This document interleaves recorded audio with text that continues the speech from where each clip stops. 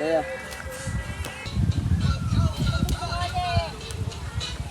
Ayan mga sadya dyan.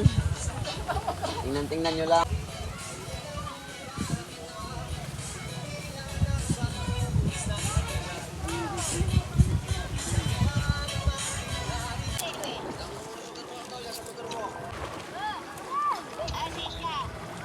Pagod, nakatulog na. Ngayon, bukas. Swimming tayo dito, sarap dito. Ang babaw lang oh. Kanina may pasok na. Yung salita, yung ano niya, yung boses niya may salita na.